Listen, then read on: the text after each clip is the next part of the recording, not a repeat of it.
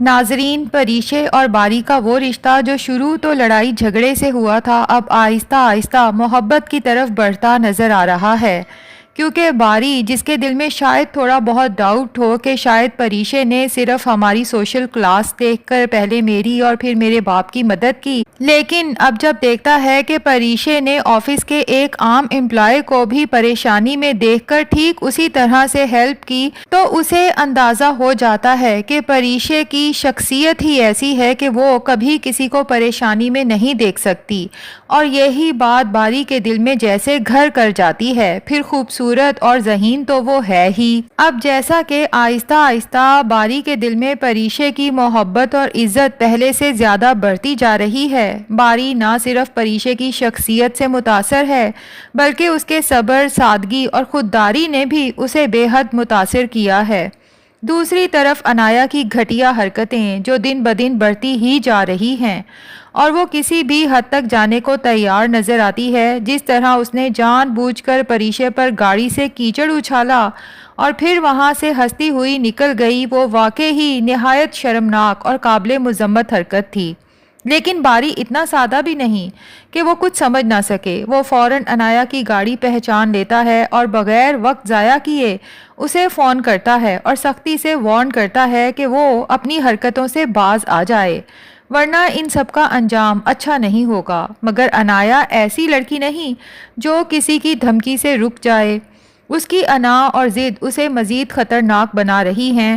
اس نے پہلے منال کی زندگی خراب کرنے کی کوشش کی، اسے بدنام کیا، اس کا رشتہ توڑوایا، اور اب وہ پوری طرح پریشے کے پیچھے پڑ چکی ہے۔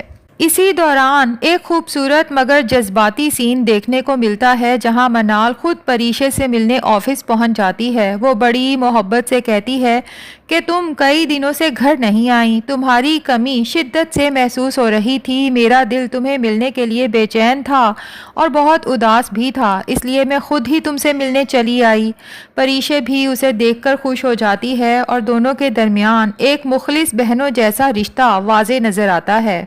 دونوں باتیں کرتے ہوئے آفس کے اندر جا رہی ہوتی ہیں کہ اچانک انایا وہاں آ دھمکتی ہے۔ اس کا انداز پہلے کی طرح طنزیہ اور زہریلا ہوتا ہے۔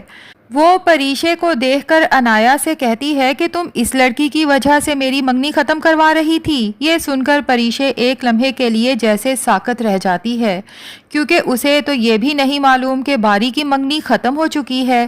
لیکن انایا یہاں بھی نہیں رکتی، وہ مزید زہر اگلتے ہوئے کہتی ہے کہ زیادہ خوش ہونے کی ضرورت نہیں، تم جیسی لڑکیاں صرف وقتی دل بہلانے کے لیے ہوتی ہیں، تمہیں کبھی وہ مقام نہیں مل سکتا جو میں رکھتی ہوں، کیونکہ میں ایک خاندانی اور اونچے سٹیٹس سے تعلق رکھتی ہوں۔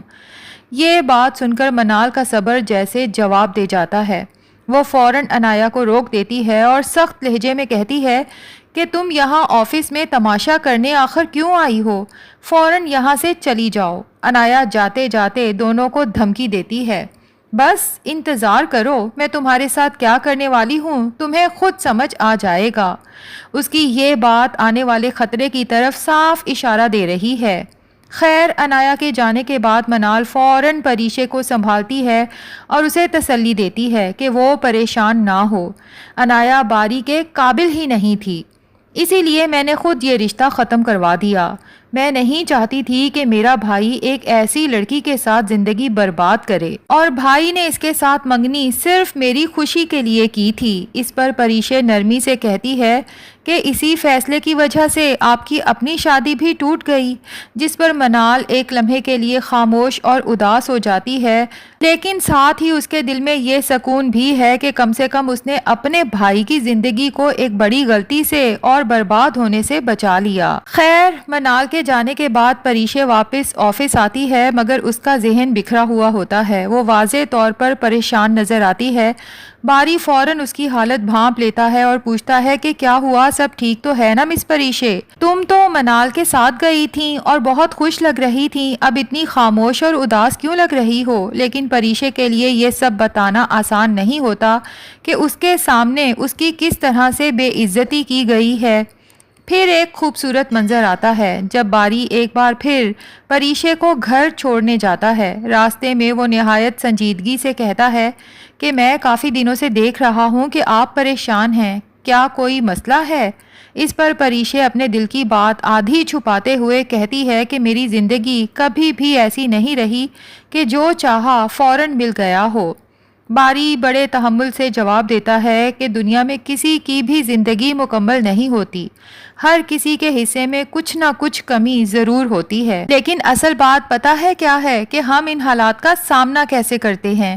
ادھر گھر میں ایک نیا مسئلہ کھڑا ہو جاتا ہے۔ سمیر کے ذریعے رمیسا بیگم کو یہ پتہ چل جاتا ہے کہ گلی کے نکڑ پہ جو دکان لی گئی ہے اس کا مقصد کیا ہے۔ سمیر جو اپنی معصومیت میں ہی اپنی ماں کو سب بتا دیتا ہے کہ علیزے اپنی جیولری کا بزنس شروع کرنا چاہتی ہیں، یہ سنتے ہی رمیسا بیگم کے اندر کا حسد ایک بار پھر جاگ اٹھتا ہے اور وہ فوراً عالم صاحب کے کان بھرنے کے لیے پہنچ جاتی ہیں کہ اب آپ کی بیٹیاں محلے میں دکانیں کھولیں گی اور آپ کا نام خراب کریں گی۔ یہ سنتے ہی عالم صاحب آگ بھگولا ہوتے ہیں اور فوراً علیزے کے پاس اسے سخت باتیں سنانے پہنچ جاتے ہیں کہ کیا اب تم دکان پر بیٹھو گی، اپنی حیثیت دیکھی ہے۔ اس موقع پر زبیدہ بیگم ایک مضبوط ماں کا کردار ادا کرتی ہیں۔ وہ اپنی بیٹی کے حق میں کھڑی ہو جاتی ہیں اور کہتی ہیں کہ جس گھر میں مرد نہ ہوں وہاں عورتوں کو ہی مرد بننا پڑتا ہے۔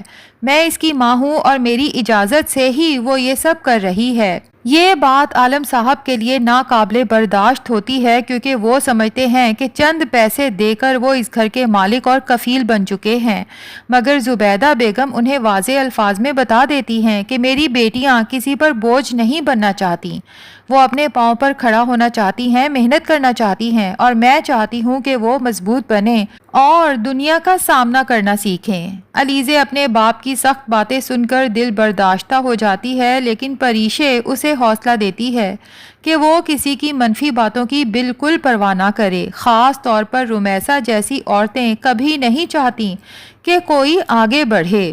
دوسری طرف رمیسا بیگم کا اپنا گھر بھی بگڑتا جا رہا ہے۔ ان کا بڑا بیٹا نشے کی لت میں مبتلا ہو چکا ہے اور اب تو وہ چوریاں تک کرنے لگا ہے، یہاں تک کہ وہ گھر سے پیسے بھی چرانے لگا ہے۔ جب رمیسا بیگم اس کے پاس اتنے پیسے دیکھتی ہیں تو حیران رہ جاتی ہیں اور پوچھتی ہیں کہ یہ سارے پیسے کہاں سے آئے، تو وہ فوراً جھوٹ بول دیتا ہے کہ دوست کے ہیں، وہی واپس کرنے جا رہا ہوں، اور ہمیشہ کی طرح رمیسا بیگم اس کی بات پر یقین کر لیتی ہیں، اس کی غلطیوں پر پردہ ڈالتی ہیں تاکہ عالم صاحب کے سامنے اس کی حقیقت نہ آئے۔ دوسری طرف شکر ہے کہ زہیب نے خود اپنی ماں کی باتیں اپنے کانوں سے سن لیں کہ کس طرح وہ علیزے کے گھر اس کو بے عزت کر کے آئی ہیں اور اب زہیب کے سامنے اپنی طبیعت کی خرابی کا ڈرامہ کرنے والی ہیں۔ زہیب کو تو یقین ہی نہیں آتا کہ اس کی ماں اتنی سازشی ہو سکتی ہیں، اور اب لگتا یہی ہے ناظرین کہ زہیب علیزے کے لیے کوئی سیریس سٹیپ لے گا، اپنی ماں کو صاف کہہ دے گا کہ اگر مجھے پتا چلا کہ آج کے بعد آپ نے علیزے کی کبھی انسلٹ کی تو یاد رکھیے گا کہ اس کے بعد ساری زندگی آپ اپنے بیٹے کی شکل دیکھنے کو ترس جائیں گی، کیونکہ زہیب کی ماں کے ساتھ یہی ہونا چاہیے۔ جبکہ دوسری طرف اب علیزے بھی زہیب کو بھولنا چاہتی ہے، لیکن محبت تو وہ خیر اس سے کرتی ہے، بھولنا آسان نہیں۔ اب دیکھتے ہیں کہ زہیب علیزے کے ساتھ اپنے تعلقات کس طرح سے بہتر کرتا ہے اور کس طرح یہ رشتہ آگے بڑھتا ہے۔ بہرحال یہ تمام حالات اس بات کی نشاندہی کر رہے ہیں کہ آنے والی اقساط میں کہانی مزید دلچسپ، سنسنی خیز اور جذباتی ہونے والی ہے، جہاں ایک طرف محبت پروان چڑھے گی تو دوسری طرف سازشیں بھی اپنے عروج پر ہوں گی۔ ناظرین، آپ کو ریویو پسند آیا ہے تو ویڈیو کو لائک اور چینل کو سبسکرائب بھی کر دیں۔